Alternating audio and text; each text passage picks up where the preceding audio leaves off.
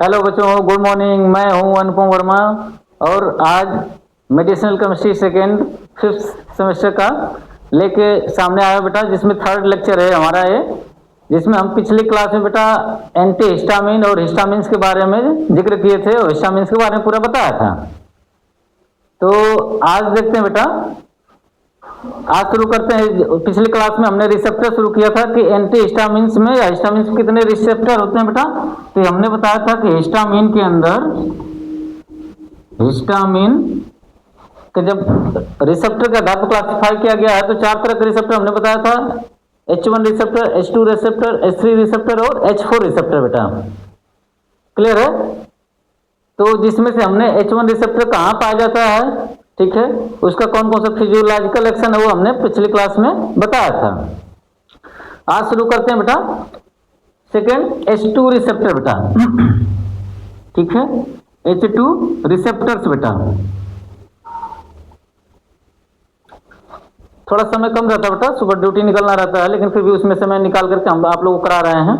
ठीक है, तो H2 रिसेप्टर, इसका जो लोकेशन होता है बेटा, इसका जो लोकेशन होता है, ठीक है, इसका जो लोकेशन देखोगे बेटा तो ये आपका GIT ट्रैक के अंदर, गैस्ट्रोइंटेस्टाइनल ट्रैक, ठीक है, और हार्ट के अंदर बेटा H2 रिसेप्टर्स पाया जाता है। ठीक है, हमने बार बार बताया कि तुम्हारे बॉडी या हमारे बॉडी में, ठीक है, अलग अलग टाइप के रिसेप्टर्स होते हैं। ठीक है, और हर रिसेप्टर अपने अपने लोकेशन पर होता है, जहां पे जो प्रॉब्लम होती है उस टाइप के ड्रग्स, उस टाइप के या उस केमिकल स्ट्रक्चर के आधार पर जाकर के ड्रग्स उस रिसेप्टर के साथ में बाइंड होता है, फिर अपना एक्शन प्रोड्यूस करता है। तो ऐसे ही लोकेशन है बेटा, जो H2 रिसेप्टर है वो GIT ट्रैक के अंदर और हार्ट के अंदर, ठीक है, यहाँ पे मुख्य है बेटा, मेन है। ठीक, उसके बाद इसका हम फिजियोलॉजिकल एक्शन देखते हैं बेटा। फिजियोलॉजिकल एक्शन, फिजियोलॉजिकल एक्शन है बेटा, ठीक, जब GIT ट्रैक में अगर H2 रिसेप्टर पाया जाएगा, ठीक है, तो हमारा जो स्टमक होता है, ठीक है, या जो हमारा पूरा इंटेस्टाइन, स्टमक सारा जो उसमें आता है गट के अंदर, ठीक, तो हमारे स्टमक में जो H2 रिसेप्टर होता है बेटा, ठीक है, ये क्या करता है, इसका काम क्या करता है, मीडिएट करता है तुम्हारा प्रोटॉन आयन को इंक्रीज करने के लिए। ठीक है, या तो ऐसा कर सकते हैं कि H+ आयन क्या करता है, रिलीज करता है, जिससे क्या करता है, एसिडिटी को, मतलब एसिड को क्या करता है, H+ आयन का मतलब एसिड को, ये तुम्हारा GIT के अंदर बेटा एसिड को मेंटेन करता है। ठीक है, एसिड को क्या करता है बेटा, मेंटेन करेगा। ठीक है, जब जरूरत पड़ेगी तो एसिड को घटा बढ़ा सकता है। ठीक है ना, जिससे हमारा जो खाना हम जो खाते हैं, ठीक है, उसको डाइजेशन में भी हमको एसिड की जरूरत पड़ती है। ठीक, कुछ अनवांटेड चीज हमारे पेट के अंदर गया है, उसको किल करने के लिए भी क्या करना पड़ता है, एसिड की जरूरत पड़ती है। तो कुल मिला के H2 रिसेप्टर क्या करता है, GIT ट्रैक के अंदर एसिड को मेंटेन करता है, या तो घटा सकता है और जरूरत पड़ने पर भी बढ़ा सकता है, उसे बढ़ाता ही है। ठीक है, हमेशा। ठीक, और दूसरा बेटा हार्ट में होता है। ठीक, और दूसरा फिजियोलॉजिकल एक्शन क्या आता है बेटा इसका, तो जो हमारे रिस्पिरेटरी ट्रैक्ट बेटा, ठीक है, रिस्पिरेटरी ट्रैक्ट के अंदर, ठीक, जो H2 रिसेप्टर है, ठीक, वो क्या करता है कि जो हमारा रिस्पिरेटरी ट्रैक्ट के अंदर जैसे म्यूकस वगैरह, जैसे भी वायरल चल रहा है तो बहुत लोगों के गले में खराश हो जाती है, ठीक है, कफ जमने लगता है, तो जो म्यूकस होता है बेटा, म्यूकस को रिलीज आउट करता है। म्यूकस को क्या करता है बेटा, म्यूकस जो रिस्पिरेटरी ट्रैक्ट के अंदर, इन रिस्पिरेटरी ट्रैक, इन रिस्पिरेटरी ट्रैक, उसमें क्या करता है, म्यूकस को रिलीज करता है बेटा, बाहर करता है उसको, या एक्सेल आउट करता है। रिलीज या रिलीज करना उचित नहीं है, एक्सेल आउट बेटा, या एग्जिस्ट आउट बेटा। ठीक है, उसको क्या करता है, बाहर करता है। क्लियर है? तो ये तुम्हारा मुख्य H2 रिसेप्टर के काम है बेटा। ठीक, अब तीसरा देखते हैं बेटा, तीसरा रिसेप्टर देखते हैं। थर्ड रिसेप्टर बेटा तुम्हारा सेंट्रल नर्वस सिस्टम और तुम्हारा स्ट्रेटम और सब्सटेंसिया निग्रा के अंदर पाया जाता है बेटा। ठीक है, जो थर्ड रिसेप्टर है बेटा, थर्ड रिसेप्टर्स, ये थर्ड रिसेप्टर्स है, यह बेटा तुम्हारा सेंट्रल नर्वस सिस्टम के अंदर, ठीक, तुम्हारा स्ट्रेटम के अंदर बेटा, और सब्सटेंसिया निग्रा बेटा, यहां पे मुख्यतः तुम्हारा H3 रिसेप्टर पाया जाता है। क्लियर बच्चों? अब इसका जो फिजियोलॉजिकल एक्शन देखते हैं बेटा, थोड़ा तेज करते हैं, समय की कमी रहती है बेटा। फिजियोलॉजिकल एक्शन बेटा, फिजियोलॉजिकल एक्शन बेटा, इसका फिजियोलॉजिकल एक्शन क्या है? तो जब सेंट्रल नर्वस सिस्टम के अंदर H3 रिसेप्टर पाया जाता है, ठीक है, तुम्हारा जो भी पूरा ऊपर से नीचे जितना सेंट्रल नर्वस सिस्टम है, चाहे हेड से लेकर के स्पाइनल कार्ड, उसके बाद जहां तुम्हारे पेरिफेरल नर्वस सिस्टम से लेकर के जो सेंट्रल नर्वस सिस्टम, मतलब सारे जगह पे तुमको क्या पाया जाता है? H3 रिसेप्टर बेटा। क्लियर हो गया? तो इसका जो फिजियोलॉजिकल एक्शन होता है बेटा, ये क्या करता है बेटा तुम्हारा, इसका जो काम होता है, फिजियोलॉजिकल जो एक्शन होता है बेटा, ये प्रिवेंट करता है बेटा, प्रिवेंट ब्रांको कंस्ट्रक्शन को क्या करता है बेटा? प्रिवेंट करता है। ये क्या करता है? प्रिवेंट ब्रांको कॉन्स्ट्रिक्शन बेटा, ब्रांको कॉन्स्ट्रिक्शन। ठीक है, जो ब्रांको कॉन्स्ट्रिक्शन, जो ब्रांकियल बेटा, जो ब्रांकियल उसको क्या करता है? कॉन्स्ट्रिक्शन को उसको रोकता है। ठीक है, बात समझ में आ रही है? और दूसरा काम क्या इसका, मेन काम क्या इसका है बेटा? तो ये तुम्हारा न्यूरोजेनिक इन्फ्लामेशन है बेटा। दूसरा काम क्या है? न्यूरोजेनिक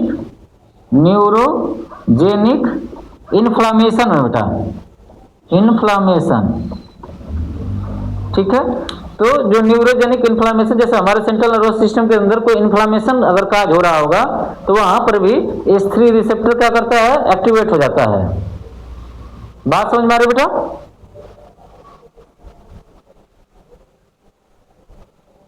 ठीक, तो ये हमारे मेन वर्क है बेटा H3 रिसेप्टर के। यहाँ पे कुछ इनडायरेक्टली भी बेटा, जो जैसे H2 रिसेप्टर है, H3 रिसेप्टर है, ठीक है, इनडायरेक्टली ये तुम्हारी जो एलर्जी वगैरह कोई काज करता है, तो वहां पर भी एक्टिवेट होते हैं, लेकिन ये जो है ये मेन वर्क है उनके। बात समझ में आ रही बेटा? तो चौथा देखते हैं बेटा तुम्हारा H4 रिसेप्टर्स, ये तुम्हारा हीमोपोएटिक सेल्स में पाया जाता है बेटा मेनली। ठीक है, मेनली की बात करेंगे हमेशा। ठीक है, जो मेन वर्क है, मेन लोकेशन क्या है, उसकी बात करेंगे हमेशा।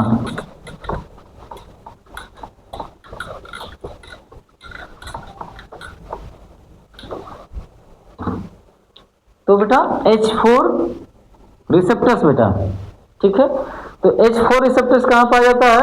ये मेनली तुम्हारा जो इसका लोकेशन होता है बेटा, जो लोकेशन होता है ये तुम्हारा हीमोपोएटिक में होता है बेटा, हीमोपोएटिक।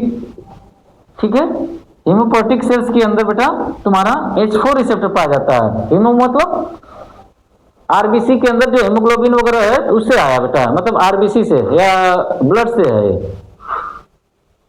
क्लियर है? तो हीमोपोएटिक सेल्स के अंदर H4 रिसेप्टर पाया जाता है। ठीक है, इसमें कौन कौन से आ जाएंगे बेटा? इसमें तुम्हारा बोन मैरो आ जाएगा, बोन मैरो। ठीक है, बोन मैरो आ जाएगा, और तुम्हारा पेरिफेरल ब्लड बेटा, पेरिफेरल ब्लड, और अम्बिलिकल कार्ड बेटा, अम्बिलिकल कार्ड, जो माँ के गर्भनाल से, जो गर्भनाल होती है बेटा, जो माँ को बच्चे के साथ में जो गर्भ, जो उसके माँ के पेट से जो बच्चा जब जुड़ता है, तो उसको हिंदी में उस गर्भनाल बोलते हैं, इंग्लिश में उसको अम्बिलिकल कार्ड बोलते हैं, हिंदी में गर्भनाल बोलते हैं। तो वहां पर भी H4 रिसेप्टर पाया जाता है बेटा। क्लियर है?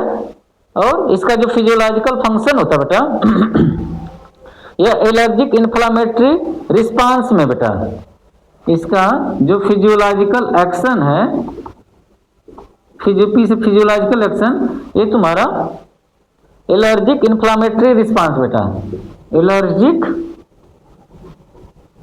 ठीक है, इन्फ्लामेटरी रिस्पांस बेटा।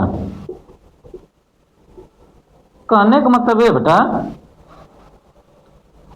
कहने का मतलब ये है कि जब कोई एलर्जिक इन्फ्लामेटरी हो जाए, ठीक है, जब एलर्जिक इन्फ्लामेटरी हो जाए, कहाँ पे बेटा, हेमोफोटिक सेल्स के अंदर, ठीक है, बोन मैरो में, पेरिफेरल ब्लड में, अम्बिलिकल कार्ड वगैरह में, तो वहां पर बेटा H4 रिसेप्टर एक्टिवेट हो जाता है। ठीक, बात समझ में आ रही बेटा? ठीक है, तो इस तरह से बेटा ये रिसेप्टर्स हैं। क्लियर हो रहा है बच्चों? ठीक है, अब आते हैं बेटा तुम्हारा क्लासिफिकेशन ऑफ हिस्टामिन्स बेटा, इंपॉर्टेंट है, क्वेश्चन पूछा जाता है। ठीक है, जहां पर क्वेश्चन पूछे जाते हैं बेटा सेमेस्टर में, वहां पे हम बता देंगे, आप नोट करते रहिएगा सिलेबस लेकर के। ठीक है, तो रिसेप्टर्स पूछे जाते हैं बेटा, ठीक है, रिसेप्टर्स पूछे जाते हैं, और तुम्हारे इसका क्लासिफिकेशन बेटा, क्लासिफिकेशन बेटा, क्लासिफिकेशन ऑफ हिस्टामिन्स बेटा, या एंटी हिस्टामिन्स बेटा, क्लासिफिकेशन ऑफ एंटी हिस्टामिन्स बेटा। ठीक है, ये चीजें हम यहाँ नहीं कराएंगे क्योंकि ये थियोरेटिकल पोर्शन आपको याद करना पड़ेगा। ये जो मैटर है मैं अपना टेलीग्राम चैनल पे, अभी मैं उसको ओपन कर दूंगा, टेलीग्राम चैनल पे हम क्या करेंगे कि जो भी हम पढ़ा रहे हैं आपको पूरा नोट्स हम उस पर अपलोड कर दिया करेंगे, आप वहां से ले सकते हैं। तो क्लासिफिकेशन ऑफ एंटी हिस्टामिन्स के बारे में आप वहां से ले लेना।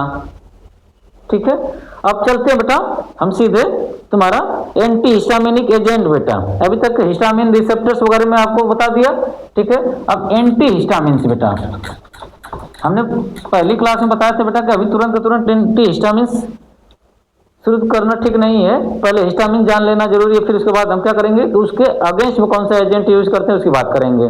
ठीक है, तो एंटी हिस्टामिन्स बेटा, एंटी हिस्टामिन्स, ठीक है, ये कहीं बेटा एंटी हिस्टामिन्स। ठीक है, इसका मतलब क्या है कि जो हिस्टामिन्स के अगेंस्ट में जो एजेंट यूज करते हैं उसको एंटी हिस्टामिन्स बोलते हैं।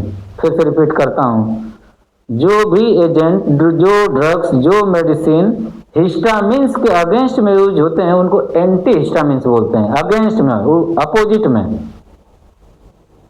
ठीक बच्चों, तो बात अब यहाँ पे खत्म नहीं हुआ।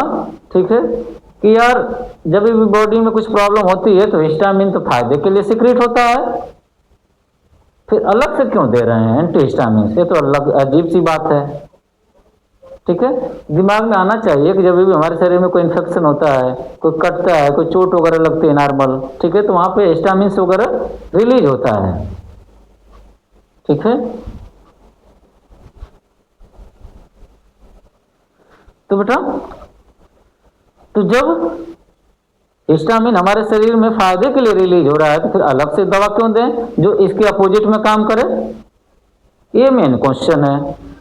ठीक है, रीजन तो आना चाहिए ना दिमाग में, कैसा क्यों हुआ? ठीक है, नहीं आया तो आना चाहिए था। ठीक है, कि जब एंटी हिस्टामिन यूज करेंगे तो हिस्टामिन के काम को रोक देगा, तो ये तो गड़बड़ हो गया। ठीक है, तो बच्चों इसका आंसर क्या है कि जब कोई इन्फेक्शन होता है किसी तरह के, चाहे पोलन ग्रेन से, डस्ट से, अभी बारिश, धूप, ठंडी गर्मी चल रही है तो वहां पे इन्फेक्शन हो रहा है, वायरस बैक्टीरिया अंदर जा रहे हैं। ठीक है, तो उसकी वजह से गले में इचिंग हो रही है, नाक से पानी गिर रहा है, आंख से पानी गिर रहा है, लाल लाल दाने निकल जा रहे हैं। ठीक है, तो वहां पे हिस्टामिन रिलीज हो रहा है, तो अच्छी बात है। फिर अलग से क्यों दे रहे हैं? तो अलग से इसलिए देते हैं बेटा कि हमारा जो नर्वस सिस्टम है, ठीक है, वो एक्टिवेट हो जाता है, तो वहां पे जो हिस्टामिन कंटिन्यू रिलीज होने लगता है। हिस्टामिन क्या होने लगता है? कंटिन्यू रिलीज होता है। ठीक है, हमारे ब्रेन को ये पता नहीं चल पाता है कि कभी कभी पता नहीं चल पाता है कि कितना रिलीज करना है हिस्टामिन। ठीक है, जैसे हम टंकी से नल खोल दें तो हम बाल्टी भर पानी भर लिए, लेकिन भरने के बाद उस टोटी को बंद भी तो करना पड़ेगा। अगर नहीं करेंगे तो टंकी खाली। तो जितनी जरूरत है उसके बाद बंद होने जाना चाहिए। तो उसी तरह से हिस्टामिन जब शरीर में सिक्रीट होता है, ठीक है, तो अपना काम करने के बाद बंद हो जाना चाहिए, लेकिन ऐसा नहीं होता है। क्या होने लगता है, जब हिस्टामिन रिलीज होने लगता है तो हमारी नाक से पानी और गिरने लगता है, तेजी से गिरने लगता है, बहुत जल्दी छींके आएंगे।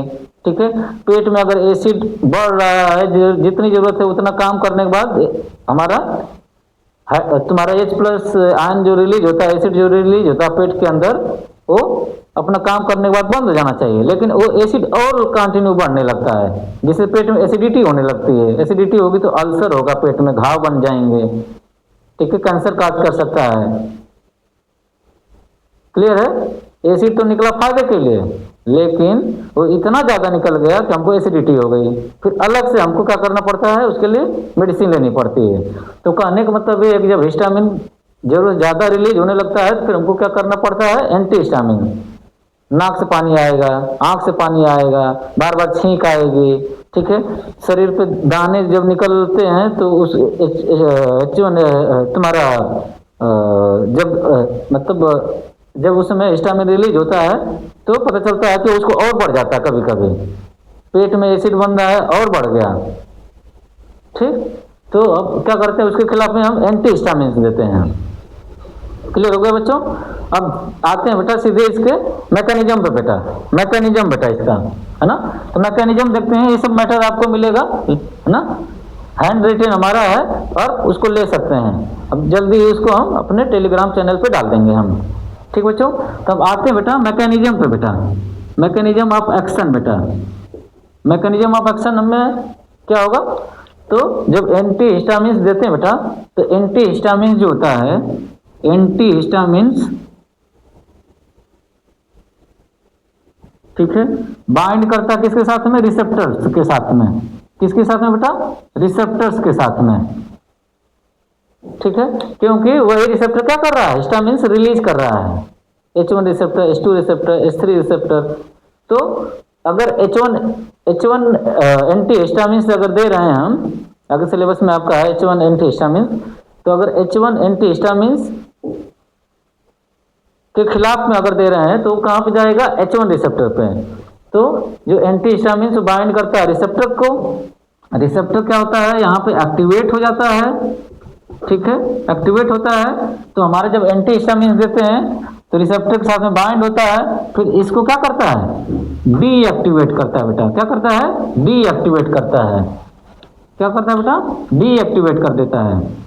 ठीक है, जब डीएक्टिवेट कर देता है रिसेप्टर्स को, तो वहां से हिस्टामिन रिलीज नहीं होता है। ठीक है, हिस्टामिन नॉट रिलीज बेटा। क्लियर? तो ये सिंपल सा मैकेनिज्म है बेटा। ये मैकेनिज्म भी आपको रिटेन में, हैंड रिटेन में मिलेगा। बात समझ में आई बेटा? अब आते हैं बेटा आपके सिलेबस में, आगे बढ़ते हैं। तो सिलेबस में आप देखेंगे बेटा, तो H1 एंटागोनिस्ट बेटा, H1 एंटागोनिस्ट। तब सीधे अब टॉपिक पे आगे आते हैं बेटा, H1 एंटागोनिस्ट बेटा। ठीक है, H1 एंटागोनिस्ट मिटा दे बेटा इसको। आप ऐसे शार्ट नोट्स बना सकते हैं। ठीक है, फिर अपने लैंग्वेज में भी लिख सकते हैं अगर समझ गए हैं तो। तब शुरू करते बेटा, H1 एंटागोनिस्ट बेटा, H1 एंटागोनिस्ट बेटा, एंटागोनिस्ट। ठीक है, एंटा मतलब एंटी, गोनिस्ट एगोनिस्ट मतलब जो H1 रिसेप्टर के अगेंस्ट में जो एंटी हिस्टामिन यूज होती है बेटा, जो H1 रिसेप्टर के अगेंस्ट में, अपोजिट में, उसके उल्टा जब एंटी हिस्टामिन रिलीज होती है, यूज होती है, तो उसको H1 एंटागोनिस्ट बोलते हैं। Antagonist, agonist, antagonist. एगोनिस्ट का मतलब उसके अकॉर्डिंग काम करेगा, एंटागोनिस्ट उसके अपोजिट में काम करेगा। ये सब टर्मिनोलॉजी बेटा ध्यान देना है। तो H1 एंटागोनिस्ट, तो इसका मतलब क्लियर हो रहा है कि जो एंटी हिस्टामिन्स है वो H1 रिसेप्टर बाइंड करेगी, H1 रिसेप्टर के एक्शन को रोकेगी हिस्टामिन रिलीज करने के लिए, ठीक है। तो इसमें इतना है बेटा। फिर आगे देखते हैं इसमें बेटा कि इसमें ड्रग्स कौन कौन से हैं। इसमें ड्रग्स कौन कौन सी हैं, तो एक आप सिलेबस में देखिए बेटा, डाइफेन हाइड्रामिन हाइड्रोक्लोराइड, मोस्ट इंपॉर्टेंट है बेटा। आपको इस समय जो सिरप वगैरह आप देखेंगे तो उसमें आपको डाइफेन हाइड्रामिन हाइड्रोक्लोराइड देखने को मिलेगा। जब भी आप कफ के लिए आपको सर्दी जुकाम हुआ है तो उस समय आप सिरप लें तो एक बार उसके जो एक्टिव कॉन्स्टिट्यूएंट है उसको देखें, पढ़ें, तो उसमें आपको डाइफेन हाइड्रामिन मिलने की संभावना रहेगी, ठीक बेटा। तो इसको शुरू करते हैं बेटा। तो इसकी सिंथेसिस है, जहां जहां पे स्टार लगा हुआ है बेटा उसकी सिंथेसिस देख लेते हैं, ठीक बेटा। तो इंपॉर्टेंट रिएक्शन है,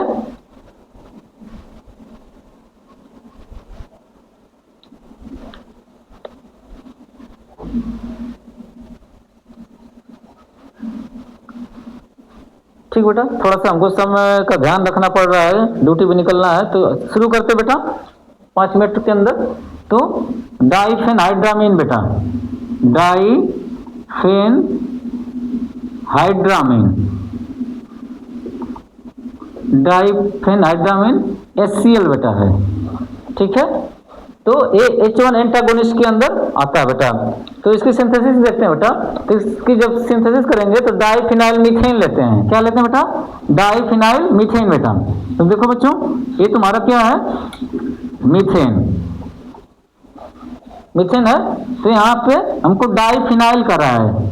इसका मतलब डाइ का मतलब दो, फिनाइल का मतलब बेंजीन रिंग, फिनाइल का मतलब बेंजीन रिंग। तो यहाँ से एक हाइड्रोजन हटाया तो 3 बचे, ठीक है। डाई कर रहा है तो एक और हाइड्रोजन हटाएंगे, ठीक है, और एक बेंजीन रिंग और जोड़ेंगे, ठीक है। नाम लिखते रहना बेटा, डाइफिनाइल मीथेन बेटा, डाइफिनाइल मीथेन, ठीक है। डाइफिनाइल मीथेन के साथ में बेटा इसकी रिएक्शन कराते हैं ब्रोमीन के साथ में। किसके साथ में बेटा? ब्रोमीन, Br2 बेटा, ठीक है। जब ब्रोमीन के साथ में रिएक्शन कराएंगे बेटा तो यहां से एक हाइड्रोजन, ठीक है। अगर इसको हम ओपन करके लिखें बेटा तो यहाँ एक हाइड्रोजन लगा दें CH2, ठीक है। इसको और ओपन कर दें तो एक Br2 हो गया, ओके बच्चों। तो यहाँ से क्या निकलेगा? HBr बेटा। यहाँ से क्या निकलेगा? HBr, ठीक है। तो HBr निकल गया बेटा। बचा क्या? ब्रोमीन। तो जो ब्रोमीन बचा वो कहाँ जुड़ जाएगा? डाइफिनाइल मीथेन के पास में। तो देखते हैं बेटा, CH,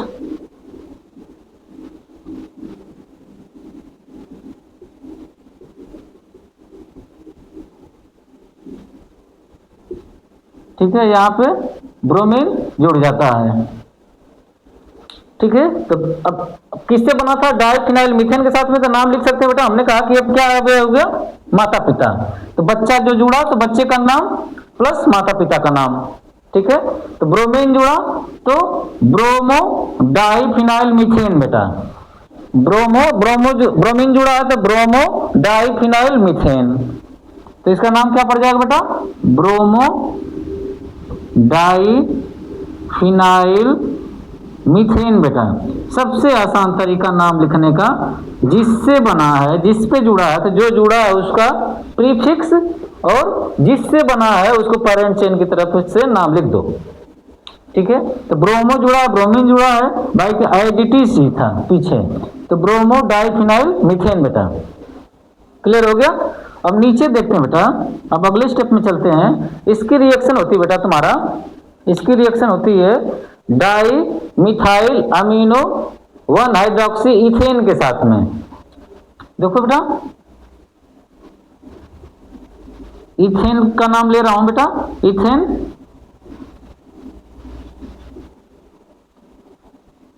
CH3 बेटा। NH2 था, ये क्या था? इथाइल अमीन था। क्या था बच्चों? इथाइल अमीन। 2 हाइड्रोजन रिप्लेस किया है तो मिथाइल जोड़ गया था, डाई मिथाइल अमीन बेटा, डाई मिथाइल अमीन और यहाँ पे बेटा OH ग्रुप लगा है, क्या लगा रहता है? OH ग्रुप बेटा। इसकी नंबरिंग हम करते बेटा कहाँ से करेंगे? तो इधर से करेंगे, ठीक है, इधर से करेंगे बेटा। जब प्रायोरिटी ऑर्डर देखोगे तो OH ऊपर आता है अमीन से, तो नंबरिंग इधर से करेंगे बेटा, 1 2, तो 2 पे क्या है? डाइमिथाइल अमीन लगा हुआ, तो इसका नाम क्या लिखेंगे? 2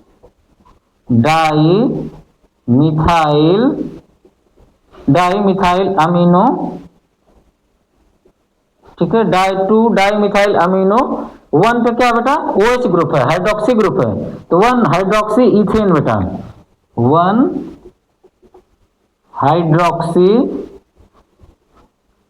हाइड्रोक्सी इथेन। पेरेंट चेन क्या है? इथेन है, ठीक है। नामनक्लेचर हमने नेमिंग ऑफ ऑर्गेनिक कंपाउंड, उसको आप देख सकते हैं कैसे नंबरिंग करते हैं उसमें, ठीक है। उसमें 2 वीडियो रह गया, उसको हम कंप्लीट कर देंगे, ठीक, तो आप देख सकते हैं क्योंकि बहुत जरूरी होता है नाम लिखना और पढ़ना। तो 2 dimethyl amino, 2 dimethyl amino, 1 hydroxy ethane बेटा, 1 हाइड्रोक्सी इथेन, ठीक है। और क्या नाम लिख सकते हैं? 2 डाइमिथाइल अमीनो इथेन 1 आल, इसी को दूसरा नाम क्या ले सकते हैं बेटा? 2 dimethyl amino, 2 dimethyl amino ethane, parent chain और सफिक्स में आल बेटा, 2 डाइमिथाइल अमीनो इथेन,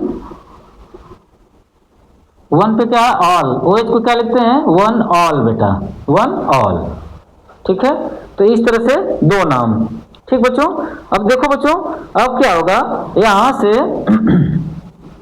तुम्हारा जो ब्रोमीन निकल जाता बेटा, यहां से एक ब्रोमीन, यहां से एक हाइड्रोजन को लेकर के, तो क्या निकल जाएगा? HBr, क्या निकल जाएगा बेटा?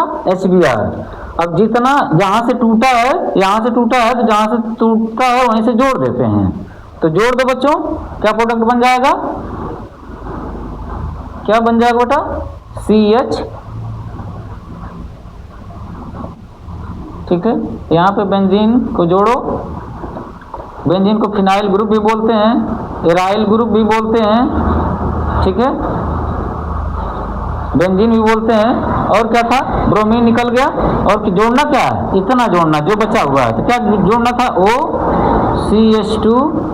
CH2 N डाइमिथाइल बेटा, N डाइमिथाइल, यही तुम्हारा क्या है बेटा? डाइफेन हाइड्रामीन बेटा, डाइफेन हाइड्रामीन। अब HCl का आ रहा बेटा, तो हम क्या करते हैं, साथ में अगर हम HCl का यूज करते हैं, ठीक है, तो यहाँ पर हम क्या करेंगे? पॉइंट लगा के HCl लिख देंगे, क्या लिख देंगे? HCl, तो डाइफेन हाइड्रामीन HCl बेटा, डाइफेन हाइड्रामीन HCl, क्लियर बच्चों। तो इस तरह से आपका H1 एंटागोनिस्ट में डाइफेन हाइड्रामीन की सिंथेसिस है, आप देख लीजिए, इंपॉर्टेंट है, क्वेश्चन आता है समस्या में, ठीक है। तो बस आज के लिए इतना ही, थैंक यू, धन्यवाद। और हम इतना एक्सपेक्टेशन कर रहे हैं बेटा कि हम इतना मेहनत कर रहे हैं, तो आप लाइक करें, शेयर करें, सब्सक्राइब करें, ठीक है। ये सब सारा आप ही लोगों के लिए है, ठीक बेटा। थैंक यू, धन्यवाद।